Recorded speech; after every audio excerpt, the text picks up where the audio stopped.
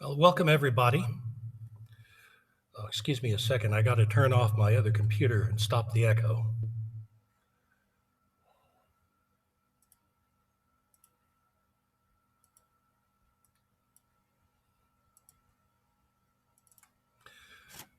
Okay. Well, welcome to Farpoint and another science session. Today's session is provided by Dr. Tim Miller. Tim's a member of the principal professional staff at the Johns Hopkins University Applied Physics Lab in Laurel, Maryland, where he works on various NASA space and astrophysics projects. He used a NIAC grant to look for measuring the depth of ice sheets on the moon of Jupiter and Saturn as a possible first step toward searching for life on those moons by detecting interactions of ultra-high energy neutrinos from an orbiting spacecraft. Earlier in his career, he hunted neutrinos using the IceCube neutrino detector in Antarctica and the Greenland Neutrino Observatory. He might possibly be the only man at Farpoint who's made multiple trips to Greenland and Antarctica. In the past, he talked to us about the DART project, which is still ongoing. But today, he builds on his frigid experiences and talks to us about multi-manager astronomy in Antarctica. So, Tim, go ahead and take it away. And it looks like you're still muted. Okay. Should I wait for more people to come in or just go ahead and start going? What's the best thing to do? It looks like the number is still going up slowly. Yeah, it's settled at 5 for a while, but now we've got a few more. It's up to you. If you want to wait another minute or three, that's fine. Go for it. Okay, I'll give it another minute or so. See if I get any other interested participants.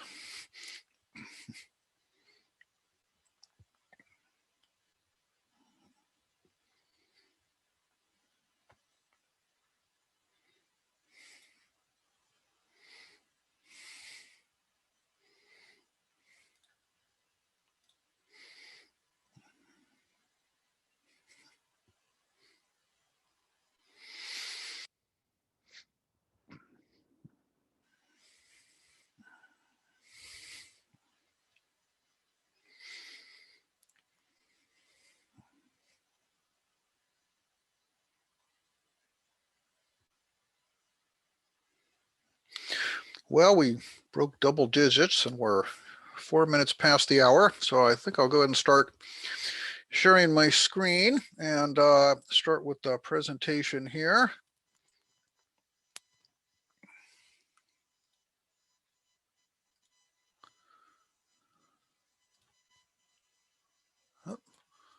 Make it big there. Okay. So hi, everybody. Thanks for coming today. I'm Tim Miller. I'm going to be telling you about multi-messenger astronomy in Antarctica. So first thing to know, there's a lot of space research going on in Antarctica, and I'm only going to tell you about a tiny bit of it. So I'm going to concentrate on astrophysics, in particular neutrino astronomy, and then try to kind of expand into how that relates to the currently burgeoning, much larger field of multi-messenger astronomy. So where it kind of fits into the really, really big picture. So the main project I'm going to be telling you about in Antarctica is this one. It's called IceCube. This is a high energy neutrino telescope that was built about 10 years ago, took several years to build. It is about a cubic kilometer in size. You can see the little graphic on the left there. It is about 3 Eiffel Towers tall. It consists of about 5,000 of what we call optical modules. You can see over on the lower left here, which is essentially a photomultiplier tube, which is a very sensitive light detector inside a pressure vessel. And all of these optical modules are buried more than a mile deep in the Antarctic ice sheet. And the ice down at that depth is very clear, and they're able to observe interactions of neutrinos down there. So I'm going to circle back to this later and describe it in more detail and how it works, but I just wanted you to kind of see where we're heading here in the talk. And then from there, the second part of the talk, I'm going to get to explaining how what IceCube does fits into multi-messenger astronomy. And the idea there is we're detecting neutrinos, and there are other projects that are detecting other non-photon astronomical messengers, things like cosmic rays, gravitational waves, dark matter, dark energy. And we really believe that the 21st century is going to be the century of multi-messenger astronomy in the same way that the 20th century was really kind of the century of multi-wavelength astronomy. And again, I'll circle back to this chart later once I've gone through some more of the details so I can explain it more. So let's start our story though of looking for neutrinos in Antarctica. And so the first part of any story at the South Pole is getting to the South Pole, which is a bit of an adventure in itself. If you start on the east coast of the US like I do, it is about 24 hours of actual flying time. It's several days to up to a week to get there because you have to stop and do major plane changes at various points along the way. First step is essentially to fly by commercial airliner from whatever your starting point is to Christchurch, New Zealand, which is a beautiful place. I recommend going there if you ever get a chance. And in the upper right across the street from the airport in Christchurch is the International Antarctic Center, which is where you're going to get briefings and get issued all of your equipment and whatnot. And once you're there, your goal is in the lower right here, which is the plane to Antarctica. This is one of the planes that I traveled on. And I should say my trips to Antarctica were all back in the 1990s, so about 20 years ago. Some things have changed since then. Some things have not changed so much. I'll mention what sorts of things have changed since that time. There's been a lot more construction on the IceCube project since then, and I've actually not worked directly on the project for a couple decades now. As Tom was mentioning in the intro, I've kind of moved on to some other neutrino projects since then, and some other space projects working for NASA and whatnot. I still keep in touch with a lot of the IceCube collaborators, and especially now that you can do it by Zoom, attend a lot of the conferences and whatnot. So I'm still kind of plugged into that community, and I'll be telling you a lot about what's going on currently in the community. So that's the plane to Antarctica. It's an old LC-130 propeller prop driven, very noisy, unpleasant plane to travel on, but it's the only way to get down there. But before you can get on the plane, you go in the Antarctic Center and you are issued literally all of this cold weather clothing, which is a little bit daunting. And you actually have to wear all of it that's shown in the upper right here when you're on the plane, because for safety measures, there's always a possibility the plane might have to crash or ditch, and you have to get out and survive on the ice for many hours until you could be rescued. So you've got to be wearing all your cold weather gear when you're on the plane. The plane's usually overheated inside, so that's not very pleasant, but that's what you got to do. And it can take a couple days to get on a plane quite often. They usually only have maybe one plane a day from Christchurch down to Antarctica. If the weather's bad, they won't fly. So you can run into delays while you wait for the weather. Luckily, you're stuck in New Zealand, which is an awesome place to get stuck. Here's some of the stuff that you can see. You got Milford Sound on the upper left, Spinner Dolphins on the upper right, bungee jumping, it's a very big thing there. Has been for quite a while. I did that a couple times. It's very exciting. Lower right, the America's Cup races. America's Cup's usually down in New Zealand these days. They tend to win more often than not. And of course, there's always some latest Middle Earth TV or movie epic being filmed. You can go see what's going on there. Eventually, though, you do get on a flight down to the South Pole. So you report to what they call the PAX terminal at the Antarctic Center, where down on the lower left, you basically line up with your bags in front of you, and then the Navy drug sniffing dog that you can see on the upper left comes along and inspects everyone's bags.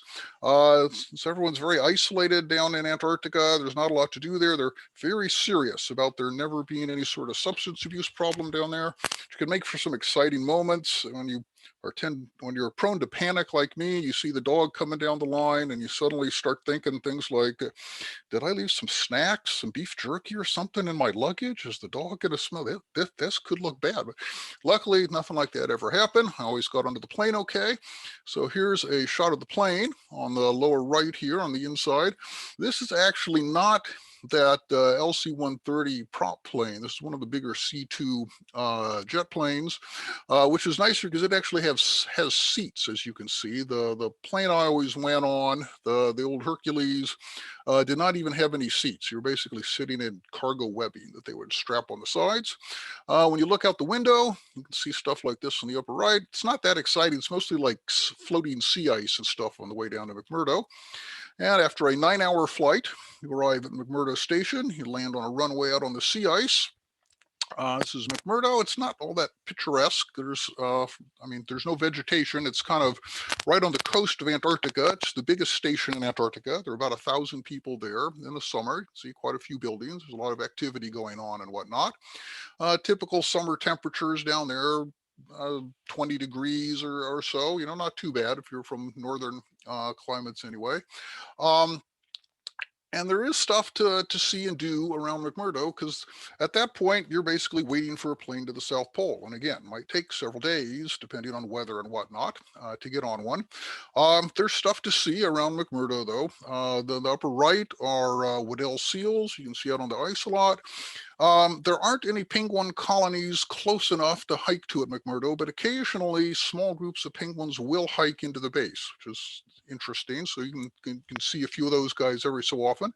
There's also a tourist attraction. There's in the lower right, you can see Scott's Hut, which is one of the supply huts that the Scott expedition used over 100 years ago. Still has all of their original supplies inside that they left behind. It did not use. It never gets above freezing there, so nothing ever spoils or anything. Eventually, you get on a plane to the South Pole, and it's about another 5-hour flight or so. The scenery out the window is a lot more exciting on the way to the South Pole. You're basically flying right over the Trans-Antarctic mountain range. So the mountains are just beautiful. You see glaciers. It's quite breathtaking scenery on that flight, actually. And then you come in and land at the South Pole Station, which is a much smaller station than McMurdo. There's only about 100 people there in the summer. You can see kind of on the upper right there is the main station dome, and that was what the main thing the station consisted of about 20 years ago when I went there. I'll show you a close-up of that later, and that's actually been replaced by a different structure now, but the size of the station is about the same, and it is basically on the Antarctic plateau. It is at 2-mile altitude, even though the altitude of the land there is basically right at sea level. It's sitting on a 2-mile thick glacier, essentially. So you're at 2-mile altitude and it's 2 miles of ice and snow is what you're sitting on. And it is about as out in the middle of nowhere as you can get. As you can see, the whole station is about a mile or so across, and it is basically 800 miles of nothing in any direction. From there, and you can hike out from the station, and it's amazing how quickly that big station sort of shrinks behind you, and you realize just how far away from anything else you are. So over across the runway, you can see one of the main buildings for IceCube. Back then we called it Amanda, Antarctic Muon Neutrino Detector Array. It was sort of the smaller prototype of IceCube that we were doing back then. So here's the dome I was talking about. So it's a geodesic dome. It's about 100 or so feet across. There are actually smaller buildings inside the dome. That's where there's only enough room in there for about a couple dozen people to live. So it's only the people who are going to be staying for the winter, what they call the winter overs, who live inside the dome. Everyone else during the summer lives out in the summer camp, and it is literally like a camp. It's got tents and everything. So this is one of the tents. It's called a Jamesway. It's an old U.S. Army canvas tent. You can see from the size of the doorway on the side there, it's actually pretty big. There'd be quite a few people in each one of those. And on the lower right is my cot, not exactly luxury accommodations. You're definitely roughing it a bit when you're down there. This is the new station that's been built in the last decade or so. So the dome was taken down and disassembled and hauled away and replaced by this new structure. And one of the features you can see that the whole thing is raised up off the ground, because one of the big problems there, it never actually snows at the South Pole. There's no precipitation, but snow blows in from all over the continent. So there's constantly wind-driven snow piling up against any building. So if you go back to the dome, for instance, you see the entrance to the dome is quite a bit below the snow level. Every year they would have to dig out that entrance because it would get covered up by the snow. Whereas this structure is it's up on pylons, and the snow just sort of drifts underneath, and it'll last much longer before it gets buried by the snow than the old dome did. Also, it's much more cooler and high-tech looking, but I've not actually been in that one yet because I haven't been down in the last few years since they built that one. Here's some pictures of me at the South Pole. I just like to bring this one up because it's an amusing little story. There are actually two South Pole markers on the left. You can see me at, yes, it is a barber pole. They have this whole setup that they've done with this cute little barber pole, and then all flags of all the Antarctic treaty nations around it and whatnot. But that is not actually right at the South Pole. The actual South Pole is this little marker you can see over on the right, which is just this little post that the U.S. Geological Service pounds into the ice every year.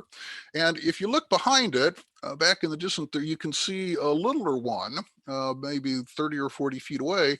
And that's because the South Pole actually moves every year relative to the station. And the reason for that is the geographic South Pole doesn't move. But remember, the station is sitting on this 2-mile thick glacier, essentially, and the glacier moves. So relative to the South Pole down at the bottom, the station is actually moving the other direction, and they don't want to move this whole big display every year. That's too much trouble. So they set it up about 100 feet away from the current, the average location of the real pole for the last few years. And it's amusing because we would actually get tourists at the South Pole. You could pay a whole lot of money, and someone will fly you down there on a small plane and land on the runway, and then you can get out and take pictures and whatnot. And so a lot of tourists would pay a lot of money. They'd fly down, they'd get out of the plane, they'd get out, they'd see the big ceremonial pole marker with all the flags and the barber pole. They'd run over, they'd snap lots of pictures, they'd get back on their plane, they'd fly away. They'd never realize that they actually didn't quite make it to the real South Pole. They got about 100 feet away, and then they turned around and left. So anyway, so if you're ever down there, make sure you get a picture of yourself at the actual not so impressive South Pole marker. It's the actual South Pole. Okay, so after all the sightseeing and traveling, it's finally time to start building this big IceCube array. So the basic plan for how we do this, as I showed, the whole thing is sitting underneath the ice sheet. So to get the optical modules down there, we first have to drill holes in the ice, which we do with a hot water drill. So it's not like a usual thing you think of as a drill with a bit. It's basically a giant high pressure nozzle that's spraying hot water out, and it melts a column of ice. And then you pull the drill back out and lower a string of these photomultiplier tubes on a big thick cable down into it before it refreezes. And then you just wait for the ice to refreeze. And then after that, the optical modules are suspended in the ice sheet. And once they're frozen back in, they're just hanging there in this big clear ice sheet medium. And then the cables to read out all the electronics and detections and whatnot go down that big thick cable that holds them all up. So why do you want to do this in ice? Well, first of all, it's extremely clear. You can actually see hundreds of meters in very deep Antarctic ice, which is a little counterintuitive. If you pull an ice cube out of the freezer, right, you can't see very far through it. But the reason for that is that it's full of air bubbles. It's actually the air bubbles that are preventing you from seeing very far through an ice cube. A mile deep in the Antarctic ice sheet, the pressure is so high that all of the air bubbles get squeezed out. They basically get squeezed into the ice itself and form what's called a clathrate hydrate, which is a different material, and it has no air, and so the air bubbles all disappear. and the entire Antarctic ice sheet below about a mile depth or so just becomes completely transparent. And if you were sitting there, you would just be able to see in all directions for hundreds of meters. So it's a perfect medium for doing this. Also, it's very sterile. There are actually other detectors like IceCube that exist that have been built in the deep ocean, because the deep ocean is also very clear and will work for this.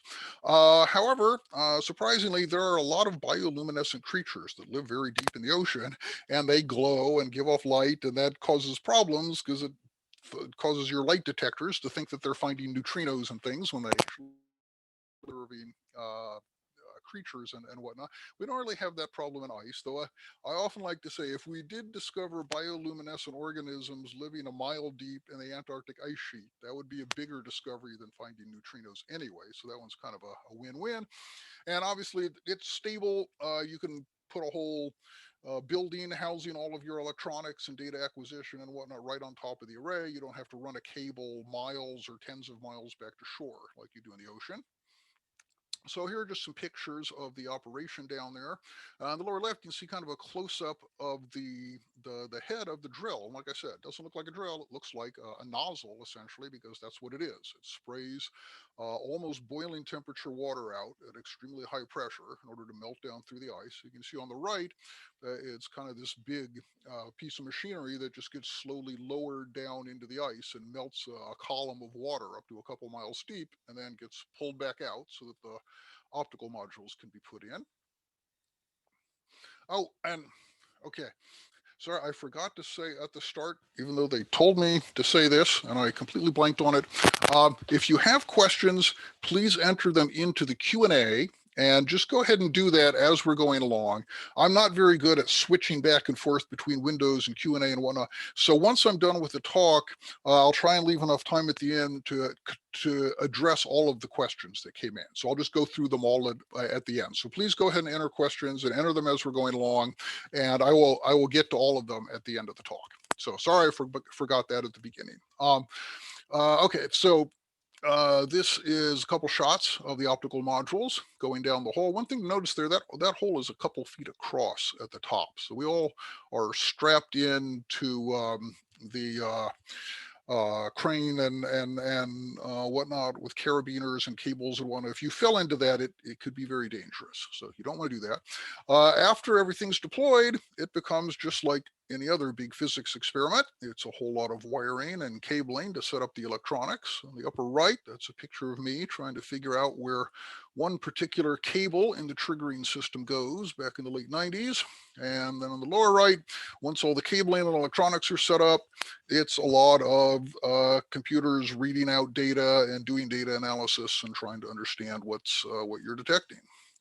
Just like any other big physics experiment. So now we can kind of circle back to that original picture of IceCube, and you kind of understand what this is a lot better now. As you can see, there's close to 100 of these strings. It took several years to drill them all and deploy all of the optical modules in there. The optical modules are all a mile or more deep. Like I said, the whole thing is about 3 Eiffel Towers tall. And the optical modules all face down. They don't look up. They face down because they're looking for light coming up. And what that allows you to do is detect neutrinos instead of anything else. Oh, here's just kind of another picture of how big this array is. Again, that's the station. Remember, it's about a mile across. And all of those colored dots are basically where strings were deployed. So you can see it stretches over a large area of the South Pole Station.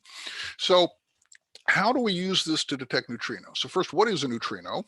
Is one of my favorite quotes about them, the most tiny quantity of reality ever imagined by a human being. They are a fundamental particle. They have tiny mass, no charge. They only interact via what's called the weak nuclear force, which means they don't interact very much. The average neutrino will go all the way through the Earth and out the other side without ever interacting once.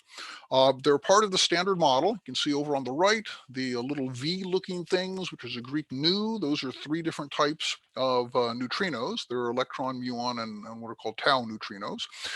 They were originally invented by Wolfgang Pauli in 1930 to preserve conservation of energy in beta decay. So beta decay is basically when a neutron decays into a proton plus an electron, what they discovered was the proton and electron energy did not quite add up to the original neutron energy. So rather than just giving up on this idea of conservation of energy, Pauli invented a new invisible particle that must be carrying part of the energy away, which he wasn't real happy about. Didn't seem like a good thing to do at the time. Since then, we have discovered that this thing he did basically just to balance an equation, they're not only real, they more or less control the entire fate of the universe because there are so many of them and they make up so much of the universe. So the detection method, since a neutrino will go all the way through the Earth and out the other end, occasionally a neutrino will actually interact while it's going through the Earth. If it's a muon neutrino, it can create a particle called a muon, which is a lot like an electron, just heavier, really, and it doesn't last very long, but it's traveling at a very high velocity because the original neutrino was very high energy. And so it can travel through a lot of the IceCube detector, and it will be traveling faster than the speed of light in ice. So remember, nothing can go faster than light in vacuum, but in some other medium where light travels slower, a particle can actually go faster than light will in that medium. So the muon will be traveling faster than light. It'll emit what's called shrink-off radiation, which is basically a pattern of light that looks a lot like the pattern of sound from a sonic boom. It basically radiates out in this cone, like the illustration on the upper right. Since the light's going slower than the particle, the light kind of comes out in this cone that's dragging along behind the particle. And that means it comes out in a very particular shape. And so by what time you detect the light cone in the different optical modules, you can actually very accurately reconstruct the geometry of this cone, and that'll tell you what the path of the muon was, and that'll be the same as the path of the neutrino, and so you can tell where in the sky the neutrino came from, and you can actually do neutrino astronomy, and you can look for sources of neutrinos in the sky. So here's some of the event displays that they have on IceCube. So obviously the little dots here are all the different optical modules. And then the colored ones are ones where that detected some light on a particular event. And the color coding is, it goes, the usual spectrum thing, red, orange, yellow through to blue and purple, denotes the time. So red is the earlier times that were detected, and then yellow and green and blue will be the later times. And then the size of the circle is how many photons, how much light was detected. And so you can see, you can reconstruct that the muon must have been traveling along that red path that passes very close to all of the bright detections. And you can also tell that it was going from the lower right to the upper left because that's the timing that the different detections take. And so you can reconstruct that this was a neutrino event. It was coming upwards. And there's really no way to create an upward going muon other than from a neutrino. So here's some other events. Again, you can see the one on the lower right is clearly going from the lower left to the upper right. Same thing really for the one in the middle.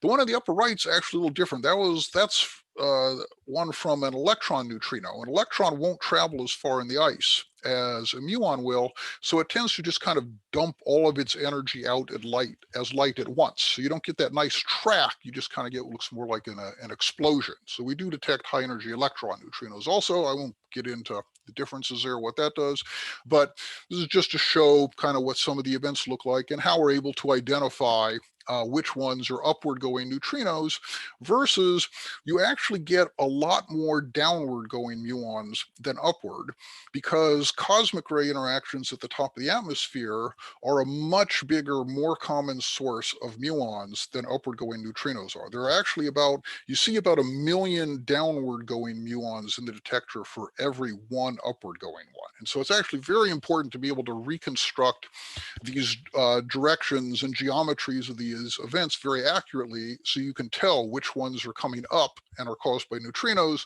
versus which ones are just this huge background of downgoing ones that you have to try to get rid of. So where are these neutrinos coming from? What are creating them? They all come essentially from what we call cosmic accelerators. Somewhere out in the cosmos, got a picture, there's some source of protons that are being accelerated to really, really high energies.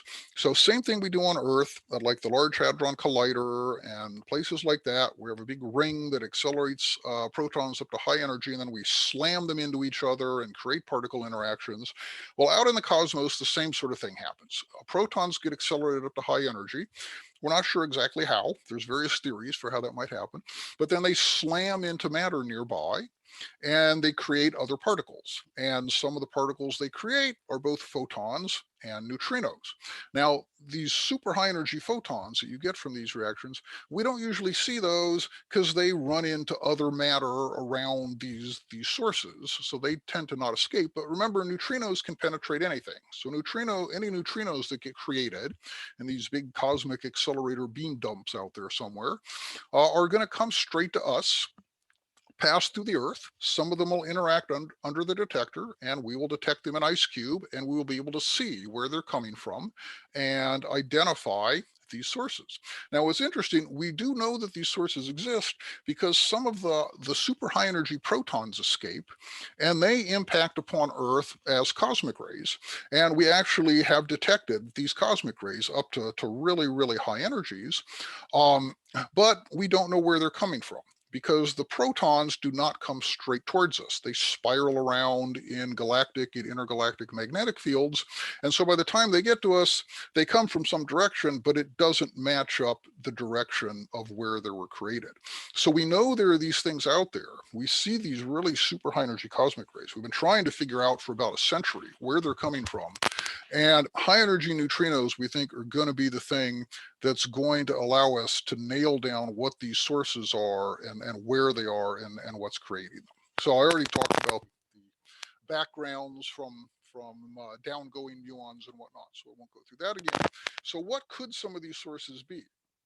Well, one, there's what's called active galactic nuclei, also used to be known as quasars, which is a very bright galaxy at huge distances, hundreds to thousands of megaparsecs, with a supermassive black hole at the center. So like hundreds of millions of times the mass of the sun.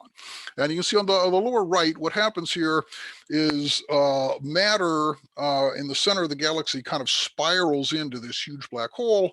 And through some complicated physics I won't get into, ends up getting some of it, a lot of it just goes into the black hole, but some of it gets shot out along the axis of that spinning disk. So there's kind of a north and south jet that comes shooting out at super high speed and super high energy. And this is one of the leading models for kind of the sources of these super high energy cosmic rays. And we do see these active galaxies. On the lower left here is an actual image of a particular quasar where you can actually see the jets coming out from it and interacting with the interstellar medium and colliding and producing interactions. There are also what are called gamma ray bursts, very interesting objects.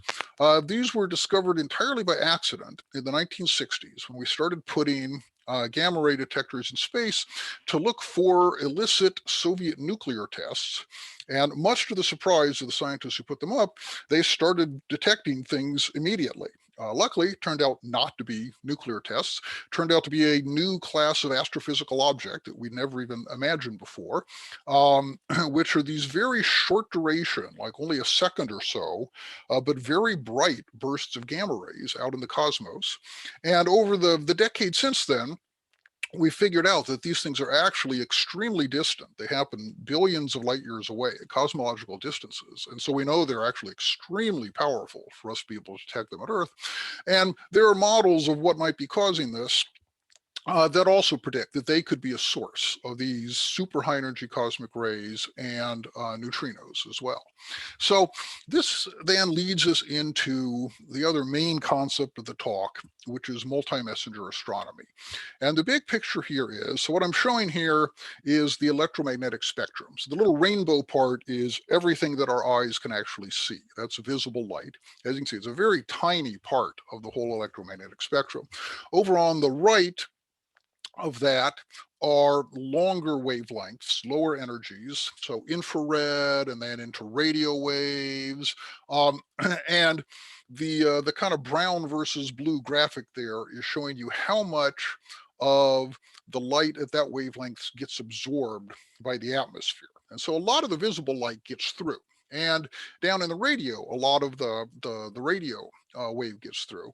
At a lot of other wavelengths, at infrared, and then at shorter, higher energy wavelengths like ultraviolet, X-rays, gamma rays, that all gets blocked by the atmosphere. So we were not able to explore any of these other wavelengths for astronomy until the 20th century, the latter half of the 20th century, when we could start putting observatories up in orbit. And what happened in the 20th century is really the biggest thing in astronomy is that we went from just looking in the visible to looking at the cosmos in all of the possible wavelengths of the electromagnetic spectrum. And what happened was every time we opened up some new wavelength and started looking there, we made amazing, extremely important discoveries that were also totally unexpected. So you can kind of see in this chart, sort of starting back from, the first telescopes, optical with Galileo, apparently he was trying to spot cargo on ships or something like that, ended up finding the moons of Jupiter. And then in the first half of the 20th century, Hubble was just looking for nebula, found the expanding universe. When they first started looking in the radio, they were really just expecting to find noise. They found radio galaxies. And the X-ray, they're, I think, looking for cosmic ray interactions on the moon. They end up finding neutron stars, accreting binaries, black holes. The early 60s, again, looking for noise sources in the microwave. They ended up finding the cosmic microwave background radiation from the expansion of the universe. So they basically discovered the Big Bang. Also in the 60s in the radio, just looking for scintillations, they discovered pulsars. And I already talked about in the 60s, looking for thermonuclear explosions, they discovered gamma ray bursts. Actually, I should add a column to this table, which is how many Nobel Prizes each one of these discoveries was worth. They all resulted in at least one Nobel Prize. The microwave background radiation is, I think, up to 2 or 3 by now. So these are all major discoveries in astronomy, and it all happened from expanding our way of looking at the universe from just the visible into all of these other wavelengths. So where do we go from there? Well, we're going to go entirely outside the electromagnetic spectrum. So this chart is more or less equivalent to the one I showed previously with the electromagnetic spectrum, but it's kind of the multi-messenger or multi-particle spectrum. Because one of the things that happens if you're trying to look at the universe in photons, up above a certain very high energy, the universe becomes opaque to photons. The high energy photons actually collide with the microwave background photons and infrared photons, and they don't travel very far.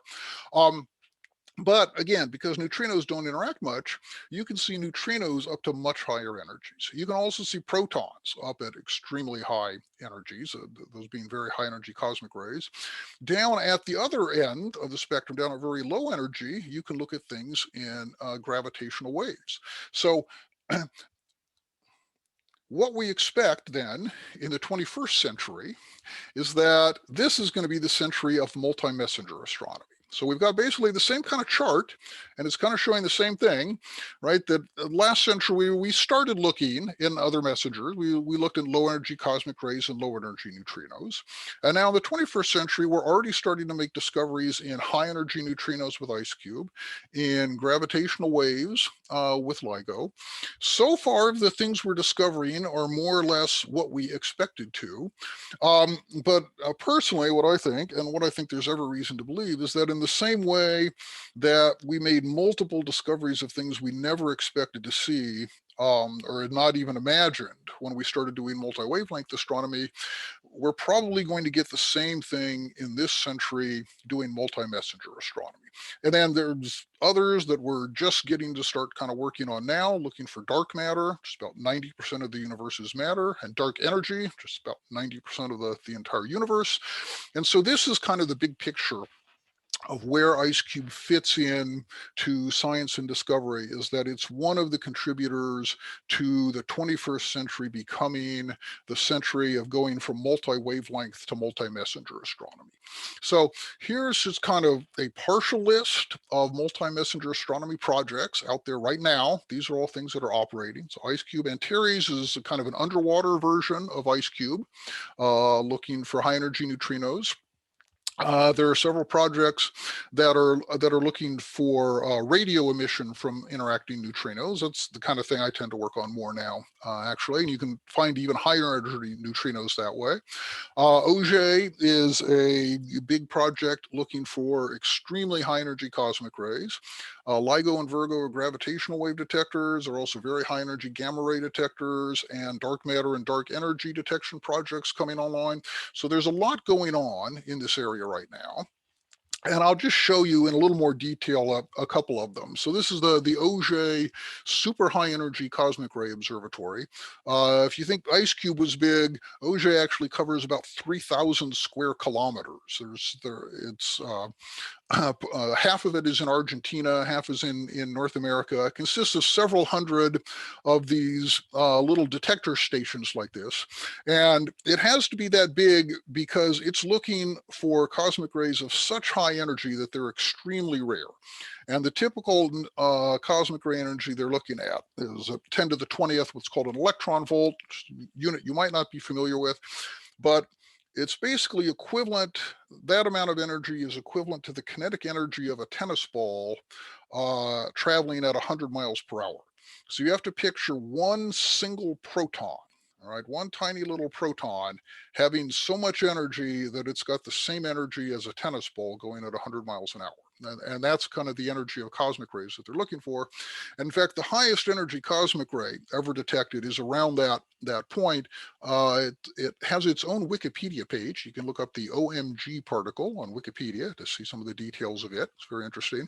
And one of the, like I alluded to earlier, we expect that the same sources out in the cosmos that can produce these super high energy cosmic rays at cosmic accelerators are also going to be producing neutrinos.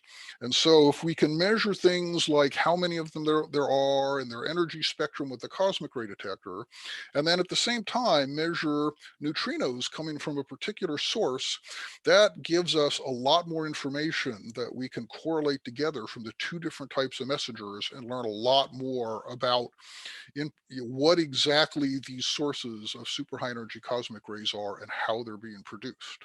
So, um, so let's go into the first example of this actually. Um, so this is a particular Blazar, TXS 0506, you can see. And the reason I bring this picture up, this is, so a Blazar is an AGN with the jet pointing right at Earth. So remember that earlier picture with the two jets shooting out with huge amounts of energy. So a Blazar is an AGN that's oriented such that you're looking right down the barrel of one of the jets. So luckily it's more than 5 billion light years away, so we're not getting lethally irradiated by it or anything. It just looks very bright in the sky. So this is a particular Blazar, and it is the first point source found on the sky by IceCube to be emitting high energy neutrinos. So in 2017, IceCube discovered a high energy neutrino, high energy muon neutrino coming from this source. And all of these multi-messenger projects now are linked up in a worldwide network so that when one discovers something, an alert gets sent out within a minute, and all of the other projects immediately turn and look at the same part of the sky to see if they can find anything coming from it at the same time. And what happened here is that several high energy gamma ray observatories found this blazar to be flaring, basically in a very bright, high active state at the same time that it emitted this neutrino. And so this really kind of nails down that this is probably one of these sources of high energy cosmic rays, because we expect that cosmic rays, neutrinos, and high energy gamma rays should all be getting produced at the same time from a source like this. So this is kind of currently one of the big early first examples of a multi-messenger neutrino plus gamma ray plus probably cosmic rays coming from this source.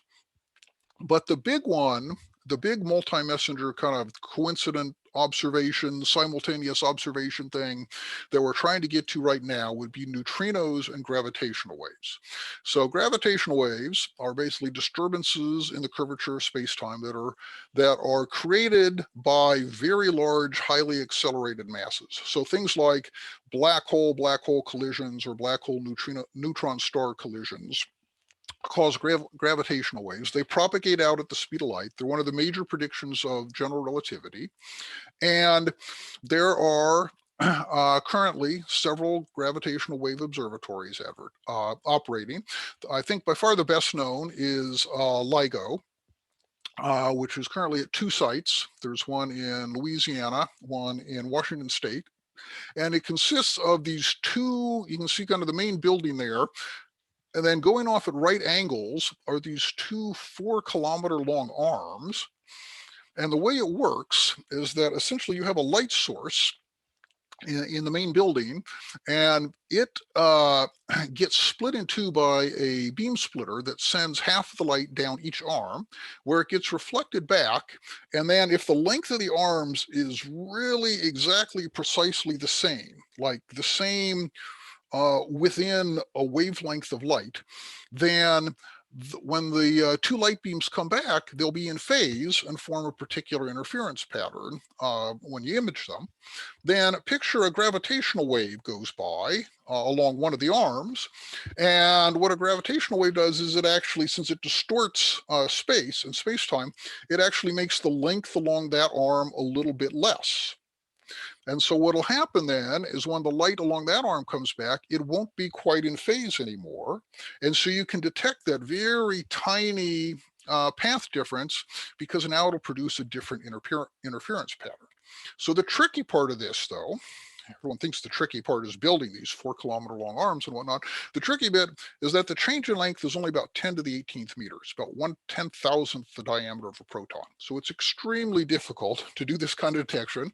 Nevertheless, they have, and a few years ago, the first gravitational wave event was detected by LIGO, and they know it was real because they were able to see exactly the same waveform in both of the detectors, the Washington and the Louisiana detector. They could match them up and see exactly what was going on. And from the special relativistic predictions, they were able to tell that this was two black holes, each about 30 times the mass of the sun, colliding over 1 billion light years away. Since then, they've detected several more events, and this graphic is kind of showing. So over on the left is the mass of an object.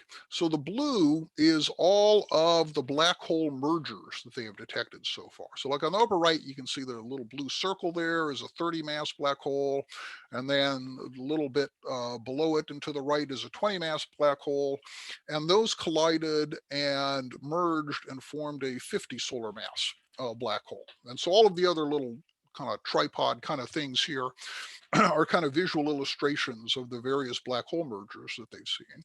And one of the interesting things is the purple dots are black holes that have been observed electromagnetically. And notice the gravitational wave ones tend to be heavier. And they're not sure why that is yet, why they're discovering heavier mass black holes than have been found electromagnetically. So that's one of the things that's under investigation right now. And you can see they're getting up to quite a few detections at this point. The little yellow and orange ones down on the bottom, those are neutron-star detections. And LIGO is currently ramping. Actually, I just attended in the last week a multi-messenger astronomy workshop by Zoom, and saw a presentation by LIGO where they are currently gearing up for their next big observing run this year, where they expect to find a gravitational wave event every day. So we've gone from none of these just a few years ago to a few, to now a few dozen, to in the next year, we're going to have a catalog of hundreds of these. And as they keep making improvements to their data acquisition and noise reduction and whatnot, this is going to become thousands. And then probably by the end of the decade, we're probably going to have tens of thousands of these events cataloged. And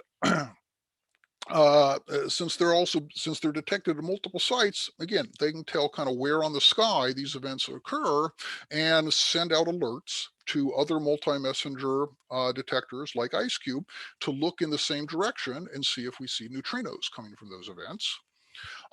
So what sort of events might produce gravitational waves and neutrinos? So here we can circle back to these gamma ray bursts again. Again, very interesting astronomical object, and there are actually different types of those. And one of the types, what they call short gamma ray bursts, one of the prevailing theories is that those could be caused by a collision of neutron stars or neutron stars and black holes, in which case they could be a source of high energy cosmic rays, high energy neutrinos, probably gamma rays also, and gravitational waves all at once. So there's the possibility that we could start to see events in the next decade or so in all of these multi-messenger approaches at once and start to learn things like, are these gamma ray burst objects, are they due to colliding black holes and neutron stars and whatnot? Are they also the source of, or maybe one of the sources of super high energy cosmic rays? How are all these seemingly disparate things possibly related to each other and part of one big picture? So there are actually several other possible sources of gravitational waves and high energy neutrinos. Black hole mergers with accretion disks is a particular type of supernova. There's also what I currently call crazy exotic physics sources, but of course they're only crazy exotic right now. Things like oscillating cosmic strings and colliding domain walls that have cool sounding names, but I don't have time to describe in any detail right now. But remember, of course, 100 years ago, black holes and neutron stars would have been crazy exotic physics that nobody would have believed actually existed. And now we're starting to study those with multi-messenger approaches on a daily basis. Okay, so have we found any of these neutrino gravitational wave coincidences, multi-messenger events yet? Not yet, but we're actively working on it. So this is a paper actually from a conference just last year where the IceCube collaboration looked for simultaneous high energy neutrino emission from 67 different gravitational wave events that LIGO and another gravitational wave detector called Virgo detected. So far, we found no evidence of associated neutrino emission yet, and they're actually doing additional searches on longer timescales right now, because there might be emission in ways that causes the gravitational waves and neutrinos to come out at different times and so on. But the thing I want to really emphasize here is, like I've been alluding to, as LIGO and IceCube keep getting improved and upgraded over the next decade, the number of events that we're going to have to search is going to increase by thousands of times. Right now, it's 67. It's a few dozen. A decade from now, it's almost certainly going to be tens of thousands from multiple high energy neutrino and multiple gravitational wave detectors. And so the opportunity to find simultaneous emission from both is going to be going up tremendously. And like I've said before, all of these projects now send out internet alerts to all of the other projects that are all on one big worldwide network. So as soon as one finds anything, all of the rest can immediately look in the same direction and see if they find anything also. So that's kind of where I'm going to wrap up. So what I've been talking about then, the big picture, is all about these multi-messenger connections. We kind of started at the bottom of the world, and now we've gone to the furthest reaches of the universe.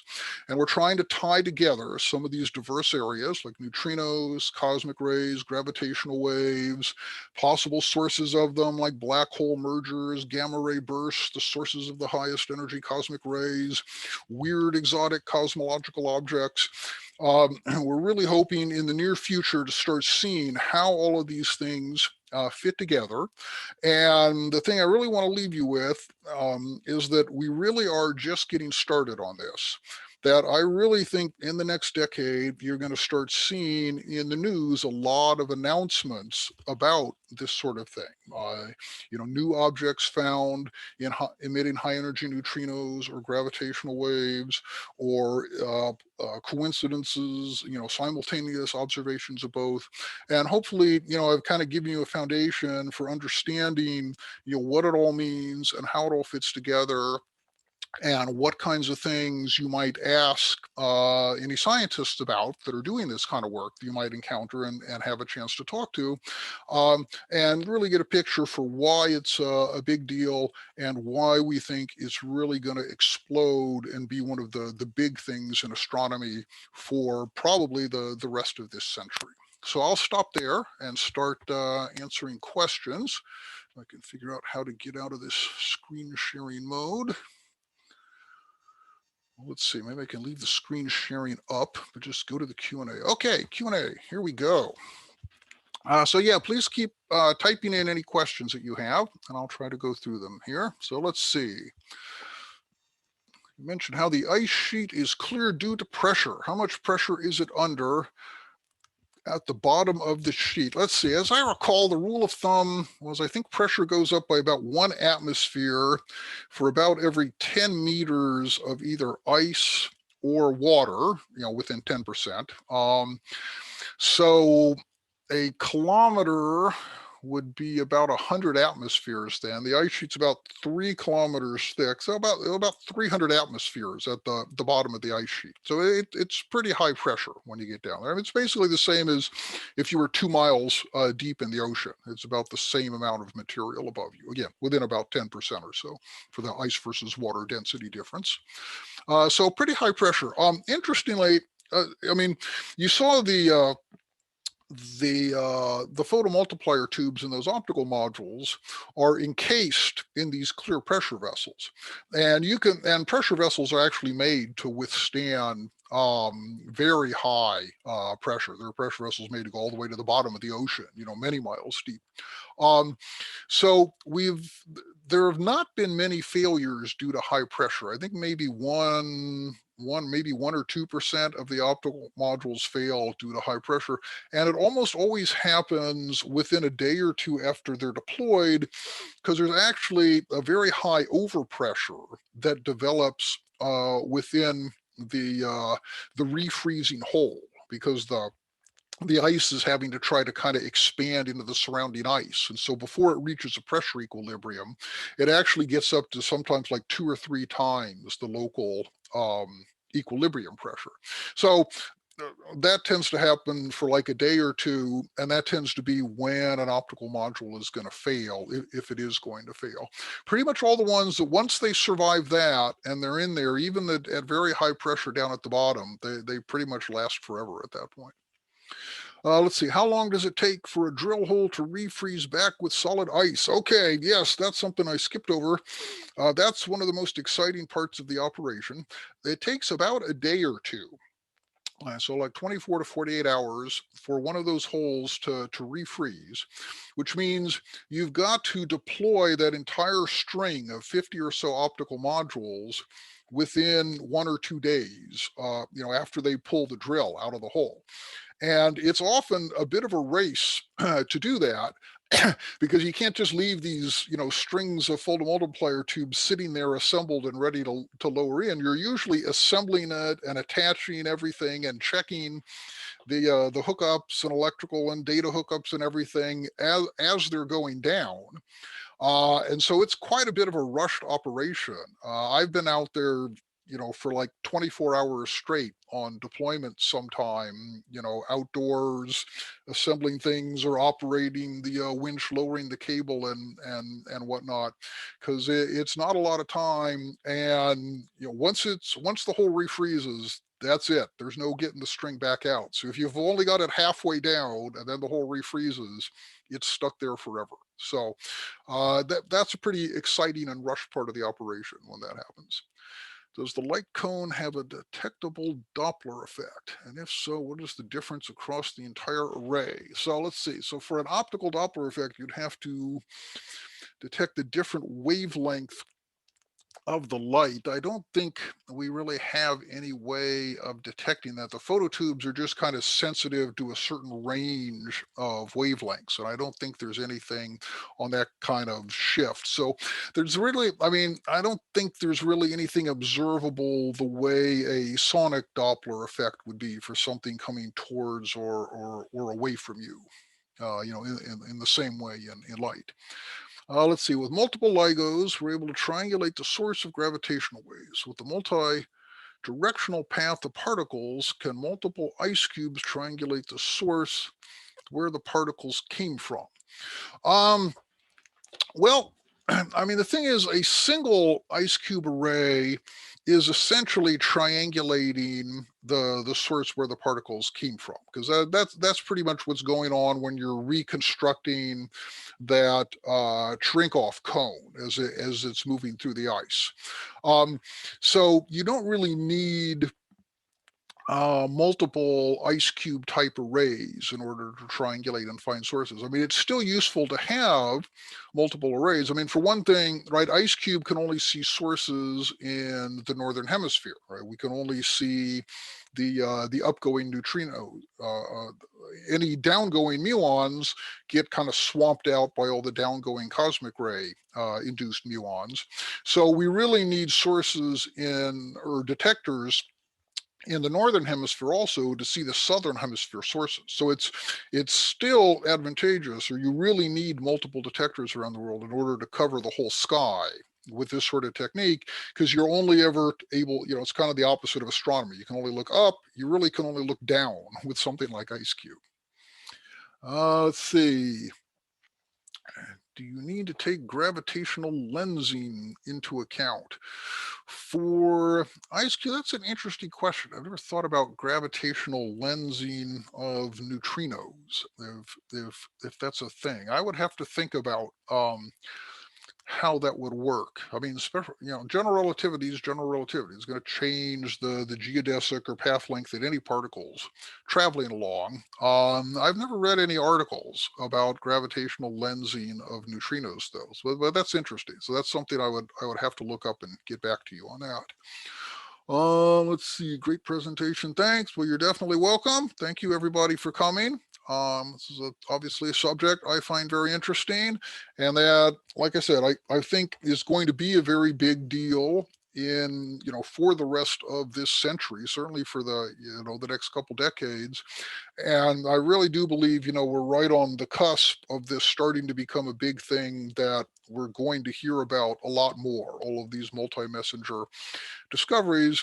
And so it's a big deal for me to sort of be able to get the word out to people right now, so that everyone can get excited about it and know what to think about and be looking forward to in the coming decade or two. So thanks to very much to everyone for attending, and I hope it is useful for you, like I said, in the next few years to couple decades, as you start to see these things start to happen, and understand what's going on, and why it's a big deal, and what it could lead to in our understanding of the universe. And it looks like that's all the questions I have. So thanks very much, everybody. Okay, and thank you so much, Tim. I truly appreciate your participation. We had a good group here. The high water mark was 14. Okay, and I have Excellent. one final question about gravitational lensing, or just a comment, because maybe I can check my understanding of Einsteinian physics here. Because I'd always thought of gravitational lensing as being a kind of a misnomer, because in reality, gravity is a function of the curvature of space. And in fact, what really happens is a massive mass, like a big galaxy, curves space. When things go through that space, they think they're going straight, but they're going along the curve. Hmm. So that's the way that I would understand it. Now, neutrinos are not affected by much of anything, granted, but they surely follow space and the lines it goes through, curved or straight. Would that not be so? I would think that would be so. That's why I did find that a very interesting question. So I would expect that, yeah, neutrinos would travel along the same, what we call geodesics, right? What you think is a straight line, but might actually be curved depending upon your external coordinate system, that photons would. But then it's a matter of, is there a way to detect that? effect on neutrinos. With photons, right, you're observing a lot of photons, and so you can see them actually be lensed around some massive galaxy. And that's been a standard technique for a couple decades now. It's used to actually study massive galaxies and clusters of galaxies and things like that. With neutrinos, we at the moment, IceCube typically detects like one neutrino, ever from even the brightest sources. We're trying to get to where we can detect a few, like a handful from, a bright source in a year or so. And we only are able to reconstruct the direction they come from to, somewhere between a degree and a tenth of a degree or so. It's not the tiny little, fraction of an arc second sort of directional resolution that you have with an optical telescope. So how you would actually be able to detect it, or what the properties, what would be a massive enough or far enough away object that it would actually distort neutrino paths enough that you might be able to see something like that. That's something that I've never thought about. I wouldn't be surprised if there are some theory papers out there though, where somebody has looked at that and done some of the math and figured out if that's something that would ever actually be detectable or not. Though experimental physicists are very clever. You should never say that something's never going to be detectable, right? I mean, Pauli in his original paper said no one is ever going to be able to detect these neutrinos. I'm a terrible person for having invented them. And now you can see we detect them and study them on a daily basis coming from astrophysical sources and whatnot. So you can never rule anything like that out. So yeah, very interesting question, interesting thing to think about. Yes, and thank you very much. It was a great presentation. I think we're all in agreement. Super. And if there are no other questions, then we're ready to end the panel. If anybody's got any final things, speak up now, or rather, type in now. Oh, I got some comments that my volume dropped. Sorry about that. I hope everybody was able to hear me still. Yeah, it was uneven, but it was still audible. Yeah. Okay. Sorry about that. It may be an artifact of your headphones and mic. Okay. Just something to think about. Yeah, maybe I'm plugged into the bad USB connector here. I'll have to check on that. Okay. All right. Well, thanks again, everybody, for coming. It was a Okay, I lot of don't fun see anything to else. give. I'll go ahead and terminate things. Thanks, Okay. Tim. See you around. Oh, sure. Bye-bye, everybody. Bye bye.